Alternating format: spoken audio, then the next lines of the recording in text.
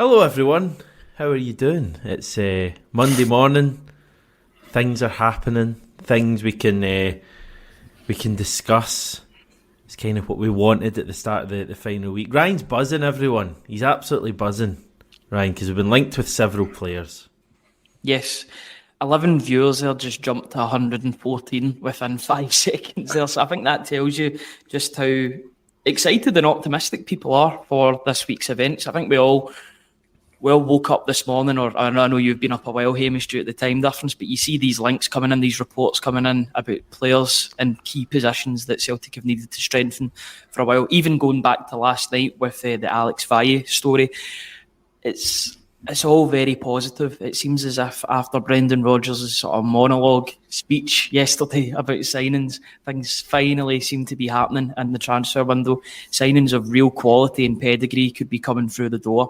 And yeah, I'm looking forward to discussing every single one of these reports because it all seems pretty positive at this moment in time. Yeah, there's certainly some interesting names, new names in the main.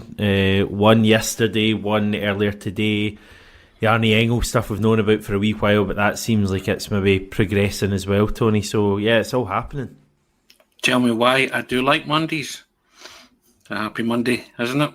So far, be an even happier Monday if Celtic conclude some business, but it's certainly a good start to the week, isn't it, in terms of what we heard from the manager yesterday, and in terms of the machinations that seem to be happening today, players being linked. And yeah, there was an old children's programme, Hamish, back in the day. It was called Mr. Ben, and a man went into a shop and he tried on various outfits and he had an adventure. And just before he tried on an outfit, the narrator would say, and as if by magic, the shopkeeper appeared. And it's like yesterday, Brendan doing his Mr. Ben, and as if by magic, signings started to appear and money started to be spent. You know, Brendan was doing his Mr. Ben yesterday on the Celtic board. They seemed to have kind of appeared and turned up and listened to what he was saying. So yeah, it's just it's positive, isn't it? But even more positive if they manage to get these deals over the line, and there is a flurry of activity over the next few days. But Ryan's very excited. You're keeping a tin lid in it because you're hosting this programme, but I think we're all up there somewhere at the minute, just after another wonderful performance and hoping that we can add some real quality to this football team. Yeah, I mean, yesterday was great. The performance is great. We may come on and talk about that as well. I think the post-match stuff with Brendan Rodgers was really... Was it something I said? Something I said? He's that excited. He's just... he's a jack in the box. That's usually the reaction when I open my mouth. People just walk out. So fair enough, Ryan. I won't take it personally. Retro Celtic saying, what an after-match press conference by Brendan. You were there, Tony. I heard you asking a question about the transfers as well. So yeah, he was good. I thought he was in really good form. I know a lot of people reading into things he was saying, and I did see some stuff last night, people saying, we're miles away from signings, so that's why he's calling the board out. I actually took a bit of a different view of what he was saying and the way he came across. I think he's clearly knows that Celtic need to be much better going forward and transfer-wise. I think we're hopefully going to see this. But I got the impression what he was saying yesterday, that he actually thinks we might have a few signings kind of under our belt here over the final few days. What was your interpretation of how he came across? Is that to me? Yeah. It was to Tony ideally, but... Tony was actually making that point to me this morning. Yeah, I'll just let you go. I was of the same opinion. I thought he was a manager who sat there and was kind of like, there's things happening here, but I can't go too much into it. You know, and I know things that will happen at the end of the week. I think twice he made a point of saying it in Sky that Celtic will strengthen, Celtic will be strengthened, and then he made a point to the media guys, the journalists in the room, and also saying that we will get the players in, I think was the phrase he used, Ryan, wasn't it? And it was to my question in particular, because I asked him in the context of the season how season defining this week could be the last few days of the transfer window, the Champions League draw, and the Rangers game on Sunday, and that's the one that led to the spiel about the pot of money. There's no point in sitting there with the pot of money, the COVID stuff, all those quotes, and the fans deserve it. And also led to the joke where the boy's phone went off and he kind of cut himself out. Wasn't either of you, was it? It wasn't my phone, no. Yeah, I'm glad to see that, but he was looking in my general direction because I was standing to the side of him. But I was I took the same reading from that as you, Hamish. That I think it was a man speaking that clearly knew things were going to happen. I.e., Valle was announced last night, and also that the offer was going in for Enco. So I'm sure Brendan Rodgers was well aware of that, and just didn't want to give anything away at all. Yeah. Where do you want to start, Ryan? Chronologically, probably last night with Alex Valle, which seems to be, by all intents and purposes, a done deal between Barcelona and Celtic. Celtic seem to have found a left-back who was on loan at the Segunda Division side Levante last season.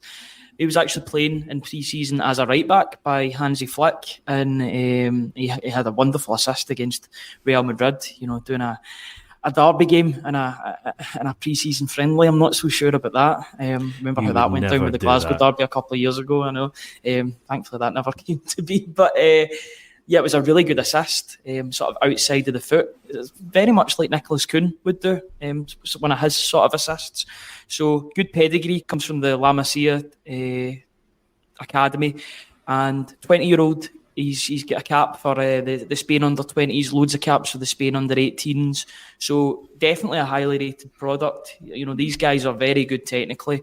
I think it just works well for all sides. The fact that he's signed an extension, but I think there's a €3 million release clause as well inserted into that. It's just safeguarding their asset. They'll get money if he does well for Celtic. If Celtic want him, then with the Taylor situation, I would actually think that they'd maybe exercise that option in January if that was the case. If he's had a good 6 months, and with Taylor's deal running down, that could be something that they do look to do in January. So, but it's an exciting one. You're always excited when Celtic are linked with a player from Barcelona, regardless of who it is. The last player to go there was Mark Rosas. Remember, there was links every summer with Bojan Kirkic, but this one looks good. Left back, good pedigree, and hopefully this one gets over the line.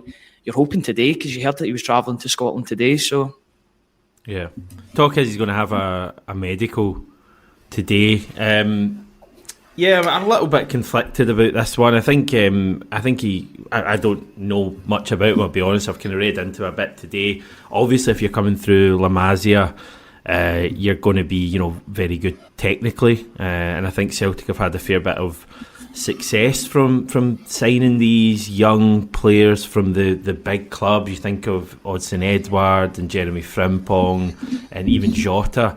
These guys who have had a really good footballing education at these big clubs like ourselves, but can't quite make the breakthrough to the first team for these clubs. I think they work quite well with us because we can give them a platform. So I could see that happening. I would just kind of question the makeup of the deal a little bit. I take the point about the fee you mentioned, Ryan. I would just question, why the loan deal we're actually looking at doesn't have a purchase clause. I would also. I think he's out of contract, isn't he? And Barcelona extended his contract, and I think there's a clause in it where there's a $2.5 million release clause or something. So I think there's something in that's maybe what Celtic have. So I think they're doing the try before you buy. And is it not a risk? Like, would you not pay that money now if it's only that amount? Well, I guess Celtic don't want to be burned on it in case it doesn't turn out to be. Yeah. But I think that's to my knowledge, and also, I mean, this is a moving picture all the time. There's reports coming, and just had a tweet on the phone saying that the initial bid for Encles is going to be rejected. That's the 6.5, but that's how negotiations work, isn't it? So I would imagine that Celtic will. Yes. So that's the first offer, but is reports saying that's going to be rejected. But I fully expected that. So I think they're looking for Augsburg are looking for between 8.5 upwards for Engels. But yeah, I that's my understanding about Valle. So they extended his deal so that they can get X amount by the end of the year or the term. So we shall see how that one pans out. But like you, it doesn't seem too high an outlay, does it, on somebody who's got a really good pedigree and came from a great academy? But I guess it's like everything else. They want to have a look first, don't they? And if he has the real deal, then they might pursue that with a more firmer or concrete interest in terms of seems to be quite highly rated in terms of I've seen some Barcelona fans online saying that they're kind of disappointed that he's leaving the club, but it's Celtic's gain for a season or whatever. I would just he hasn't played a lot of football. Levante weren't even in La Liga last season. Like he might be brilliant. I'm just not as I think I maybe would have wanted someone slightly more proven as this left back. I'm not sure he'll be that much better than Taylor immediately, if I'm honest. But we'll wait and see. The cynic in me's looking at the Kieran Tierney situation and the fact that Celtic have been linked with, like, virtually all the left backs have been linked with this summer, I think, apart from Owen Beck, have been loans. I'm wondering if we're looking at some sort of a stopgap for a season, and then potentially you take Kieran Tierney because his contract situation, I think there's talk that he might be leaving Arsenal, becoming a free agent at some stage. So that's what the cynic inside me saying. I know that kind of opens up a whole debate on Kieran Tierney and all that stuff. I'm just a bit conflicted. I'm not saying he's going to be awful. I'm not saying he's going to be amazing. I'm not sure about Valle, if that's how we're going for it. But we'll wait and see, right? Yeah, but I think the thing about release clauses as well is that they're commonplace in Spanish football as well. Every player that joins a La Liga club has a release clause inserted into their contract. That's just the way it goes. And the fact that they've changed that and they've altered that means it is an affordable price for Celtic if they do choose to buy the player permanently. I would hope that Celtic have first refusal on the player by the fact that they're taking him on loan next summer. If it is to be next summer or even in January, they've got that first refusal on the player to join permanently. If they've got that in place, if they've got that gentleman's agreement between Barcelona and Celtic, who we know have got a good relationship, then I think that could work out for both sides. He's going to be allowed time to settle, but it really does suit all parties here because he's going to get game time, especially with the amount of games that Celtic are going to play in all four competitions this year. He's going to get game time and he's going to get a chance to prove himself, hopefully in the Champions League and in the Scottish League domestically, in a top flight as well, because you're right in saying he was playing in the second division of Spain, which still is a good level, but it's good playing against your like Hearts, Rangers, Hibs, etc. Playing for a dominant side as well. It's more akin to what he would be used to if he was playing at Barcelona as well, and actually playing in the first team at Barcelona, a team that's possession heavy and dominant in possession. So I'm quite excited about this one because he's got a lot to prove. I think he's coming in, he's got the Barca tag, the Barca wonder kid tag. People are talking about him on Football Manager being a bit of a wonder kid as well. So he'll have that tag on him. But that's exciting, and it's up to him to prove that he can back up those lofty sort of expectations that are on his shoulders. But yeah, good stock. I'm fine with it being a loan deal at left back with the current situation that's with Taylor, with his final year of his deal. Could be something that they deal with in January. But yeah, if there's more money getting spent in the midfield and centre-back areas, then I won't have any complaints, to be honest. Celtic are a cert for Barcelona in the Champions League now, aren't they? That'll rule him out. And he can play? Yeah. Correct. He can play. Yep. That's the rule. It's been that rule for the past sort of 8-9 years now. Remember really? Courtois played for Atletico Madrid against Chelsea, the champions. Yeah, that's a Celtic example of things as well. Yeah. Less said about him, the better. Although it was like he was playing for Celtic in that game when he was playing for Elfsborg or AIK rather. Yeah. It was Elfsborg, wasn't it? It was Elfsborg. Yeah, it was one of the two. Yeah. Black and yellow cat. Yeah, it was a narrow tie, a tie that not many of us will remember. In terms of midfielders, so we've got the Arne Engels stuff. If I'm not totally sold on the chat about Valle, Engels is massively exciting. Yeah. I mean that's a properly exciting name, and you look, he's kind of one of the leading lights in a mid-table Bundesliga team. He's 20 years old. He's on the fringes of the Belgium squad. Many people in Belgium were saying that he should have been in their squad for the Euros. He didn't quite make it because the manager went for the experience, but I think he's definitely going to be a future Belgium international. As I say, 20 years old, real talent.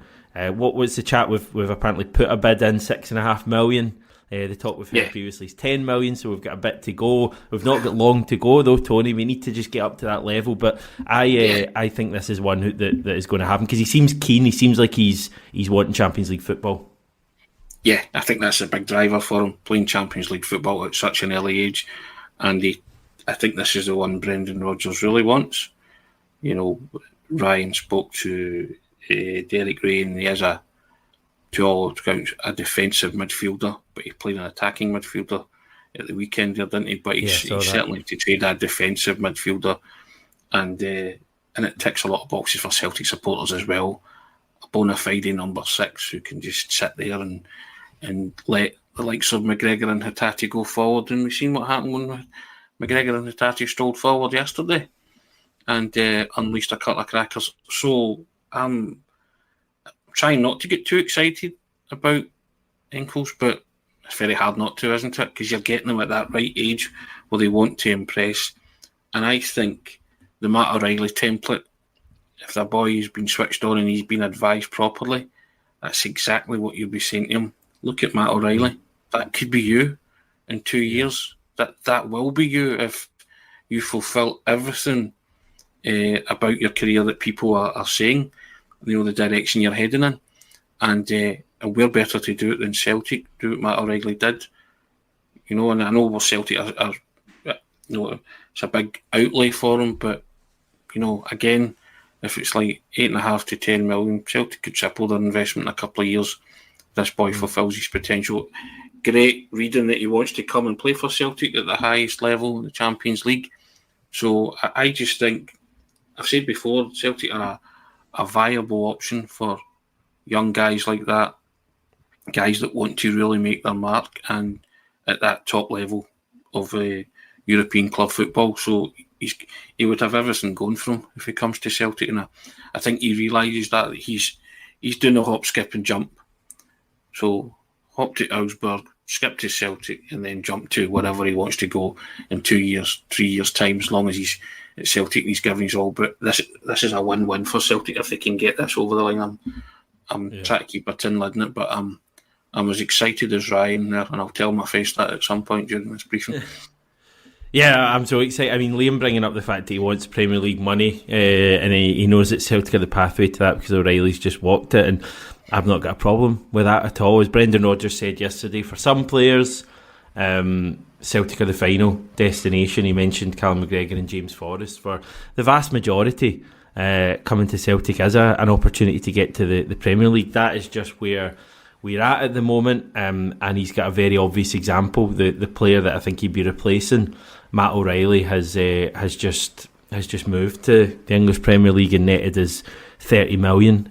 So the hope would be Engels could do the same after giving us maybe 2 or 3 seasons of the same kind of level. I just think he'd be a really good signing from without actually having watched him. And I'll be honest with that, just looking at what people have said about him and his pedigree and the fact that Derek Ray seemed to rate him really highly as well, Ryan, as a 20-year-old.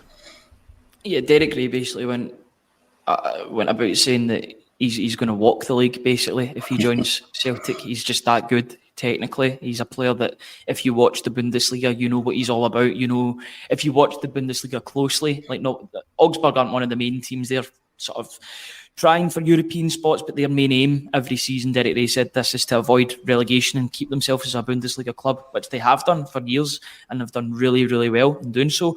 But he is the sort of player that maybe earlier on in the window other Bundesliga teams would have signed, but they don't really do their business late on unless they need to replace a player, which you're hoping is going to be the case with Engels. I just wonder if Engels was maybe the player that Rodgers was talking about last week, about taking risks in the transfer window, talking about those 1.5 to 2 million. And then he mentioned 9 million, which seems to be in the sort of same ballpark as what Augsburg are looking for their star midfielder. So maybe that's the sort of risks that Rodgers wants to be taken. Take that handbrake off. Give that couple extra million, because you'll see the quality on the pitch straight away, but you'll also be able to sell them on for more. You speculate to accumulate, as I've spoken about so many times on this podcast. You spend that little bit more, he's already an asset from the outside looking in. Then if he does that, then you can demand more for him, because you've already spent that 9 million. That's what you've spent beforehand. Then you can afford to ask for more. Celtic spent 1.5 million on Matt O'Reilly, and they're getting the best part of 30 million. Who's to say that Engels plays well for 2-3 years and then goes for 30, 35, 40 million? I mean, you've got to push the needle a wee bit here. Celtic have got to get into the 21st century in the transfer window and really start charging premium rates for their players. You see teams like Shakhtar Donetsk, who've got a slightly better league than the Scottish league. The Ukrainian league's slightly better, although it's displaced at this moment in time. But you can still pay premium rates for players. I think Celtic just need to, if they're in the Champions League every season, which should be the case, even if they're in qualifying with the players that they're bringing in of this quality potentially, then they should be charging more, 35, 40 million for players. Inflation's a real thing, and Celtic have got to start charging premium rates for players too. So spend the money, 6.5 million. That's just an opening. I think that's just an opening offer. I think both teams know Celtic have got the money, and they're going to be willing to spend it in order to get a Matt O'Reilly replacement.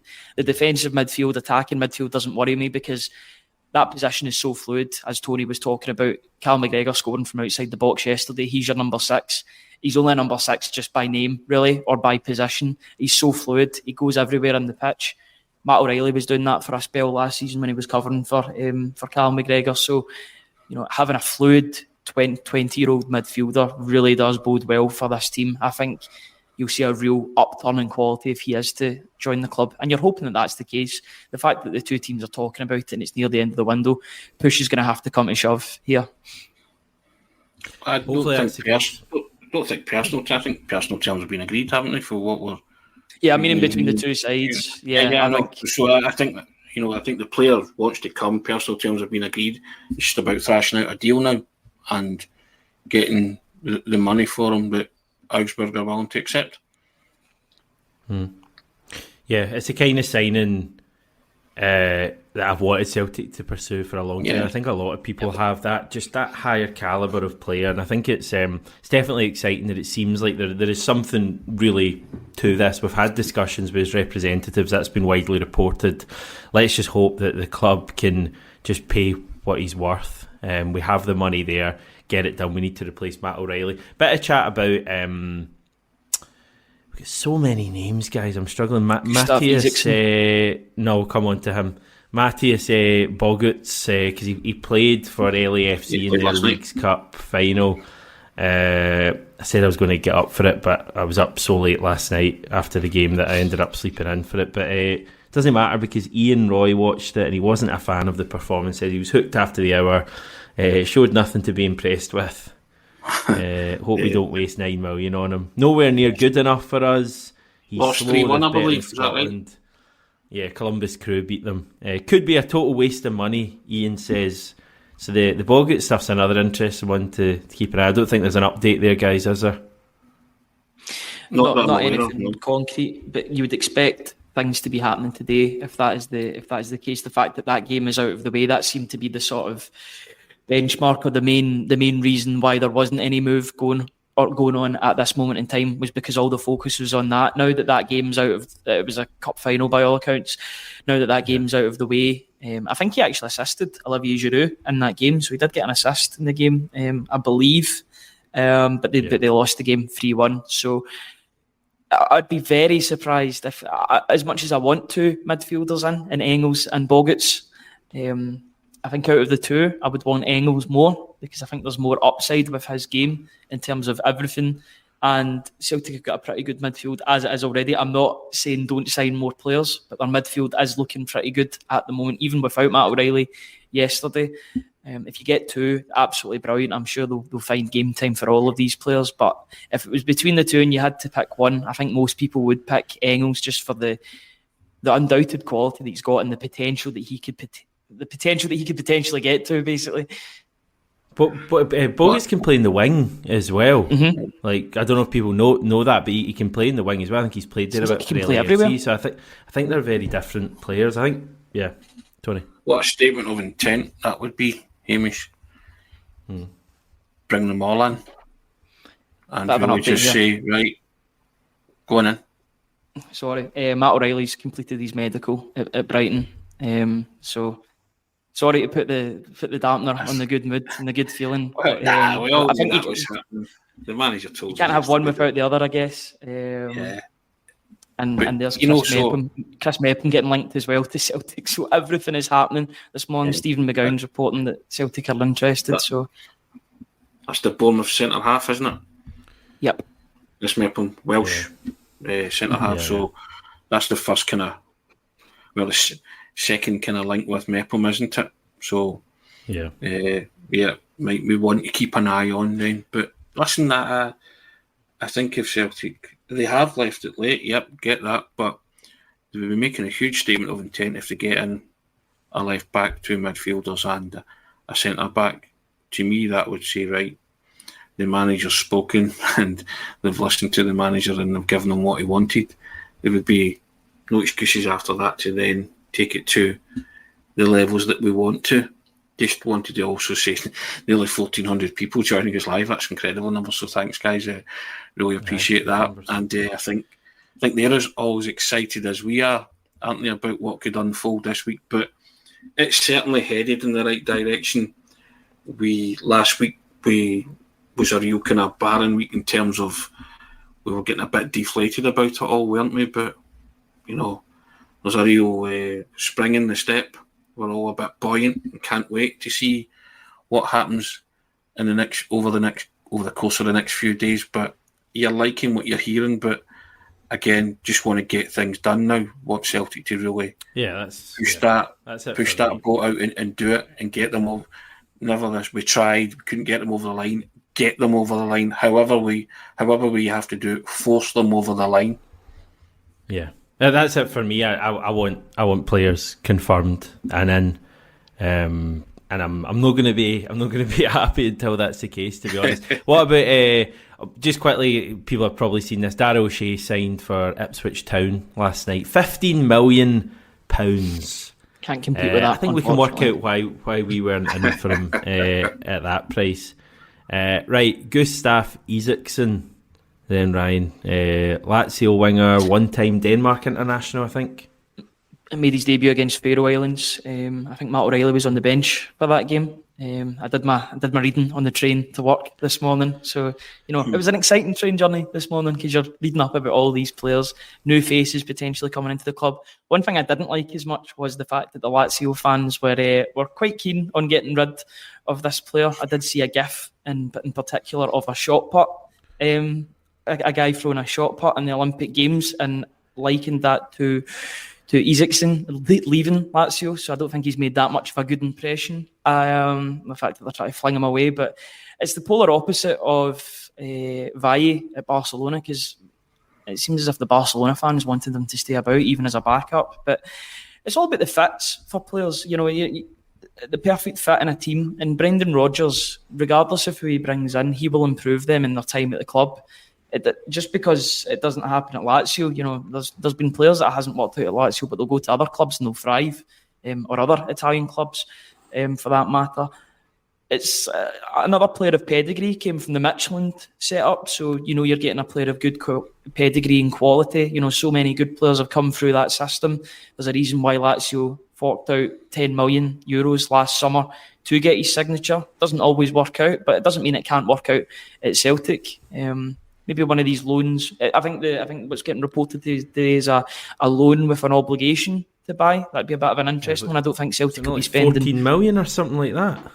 I don't know why it would be more. I don't know why they would be charging more if he largely hasn't made a big impact at Lazio. I'd guess that's maybe just like just guesswork in terms of the figure. It'd need to be a more realistic figure, I think. I think there'd be an option to buy rather than an obligation between the two sides, because I don't think Celtic want to be forced into making a move regardless if a player is good or not. So I think there's a bit of negotiation to be done between the two sides. But another exciting player. The one thing that jumped out at me was the fact that he's a right winger. That's Nicholas Kuhn's position. And Nicholas Kuhn has been arguably Celtic's most informed player this season. So I don't really want to be stifling any of his good work, even though he does have a slight back injury at this moment in time. But the good thing about Isaacson, if he does join, is that he can play on the left and up front as well. So that could maybe be an alternative to Mateusz Bogic. Yeah, I'm wondering if that might be the case. Listen, we're not going to sign all of these players we're linked with. The question would be, what do we think we could get in before the deadline? You can have a wee think about that, guys, and I'll come to you in a minute. A few other questions, actually. Dennis just asking, seems to have gone quiet on Austin Trusty. It has a little bit. The centre-back stuff is still concerning me. Chris Mepham, I'll need to look into that properly, because that's one that would kind of, I think, would be a good fit. Sometimes you just get a feeling when a player's name, and you think Chris Mepham, bit of experience next to Carter Vickers, good with the ball at his feet, could be pretty good. They've played second time he's been linked as well. Yeah, put together, and second time he's been linked. So he's clearly somebody who's on, excuse me, Celtic's radar and hasn't really left the radar, if you get what I mean. So, okay. And Ryan said they have played together, so there's that kind of link there as well, isn't there, which could all augur well. He played in the playoff semi-final, I believe. Yeah. Now, I think a lot of people were watching that game because of a very different reason, because Eddie Howe was... Yep, I remember it. The whole Eddie Howe situation. And the two of them played. I actually think Chris Mepham, I'm sorry to jinx it or anything like that, but he did get sent off in that game for a red card challenge. I think it was a last man. But by all accounts, he seems like a good player. Areola, the current Bournemouth manager's really talked him up in recent months, saying that although he's not a first pick, he's one of these good teammates and a good pro behind the scenes. Just because he hasn't played at Bournemouth, Bournemouth are very much a team that are on the up in terms of their money and their financials. Just because it doesn't work at Bournemouth doesn't mean it can't. I mean, look at Carter Vickers, for example. He didn't have a home or a sort of solid home, and then he came to Celtic. I actually think Carter Vickers needs a bit of help as well at centre-back, because I thought he did struggle a bit yesterday, personally. I thought Liam Scales was the better of the two centre-backs against St Mirren. Carter Vickers recently, the past 2-3 games, has looked a tiny bit shaky in the things that he's doing, maybe not as confident as what he was. Nothing to worry about, but I just think his level's dropped, and having somebody that he knows and he's played with at Bournemouth could actually really help him be on the same wavelength, and a better quality centre-back as well. Yeah, Andrew just bringing up Iwata. Is he leaving this window? I wouldn't think so. I think Tomoki Iwata, we've probably been waiting a while to kind of realise what Iwata's role at Celtic is, and his role is going to be a pretty good squad player. Iwata will probably play, maybe make 10-15 appearances this season. He's a reliable player, but he's not going to be any more than that. I really actually quite like him. I don't think he's going to be leaving either. I could be wrong, but I don't get that impression. Alistair wondering, will we break a Scottish transfer record in the closing days? What is it, 9 million for Edward? What does your gut tell you? And also, you can answer my earlier question while you're at it, Tony. What do you think we'll actually get in between now and the deadline? Okay. Obviously, Valle's coming. I think Enkles will come. And I think they'll probably try and get Mepham as well. Not so sure about Bogic, but certainly those three. It'd be great if they could get 4, Bogic included, but I certainly Valle, Mepham and Enkles for me I'd be happy enough with. If Bogic came in, I'd be absolutely ecstatic. I'm thinking, obviously, as you say, left back's going to come in. I think Engels will come in. I would hope for another midfielder. I'm not sure though, and I think we'll sign a centre back. I don't know if it'll be Mepham. I feel like it might be a loan. I'm a bit worried about that position still. So I'm thinking 3 players probably. But Rodgers wants 2 midfielders, Ryan. So I think it'll be 4. I think 4 will come in this week. I think Rodgers will get what he wants. He's he's flexed his muscles, his vocal muscles for sure in the press conference yesterday. I don't think Celtic can afford not to back their man at this point in time, both domestically and in the European front. I think it'll be Valle. I think Engels will come in. The fact that there's a 6.5 million, immediately they're putting in 6.5 million, and that's potentially the first bid. They'll get to that figure. They'll meet in the middle, surely, because they've got the money there. They're going to break the Scottish transfer record with Matt O'Reilly. He needs to be replaced. They can't just have 26 million off the bat and not spend it, a sizable amount of that on his replacement. I think that will be the case. And then they'll beat Celtic's record. You said they'll beat Celtic's record, or I think the Scottish transfer record. Yeah, Celtic do have the Scottish one. That's 12 for Flo, is it not? Tory Andrew Flo, yeah. Tory Andrew Flo at 12 million for Rangers. Record sale. Great business. Record sale.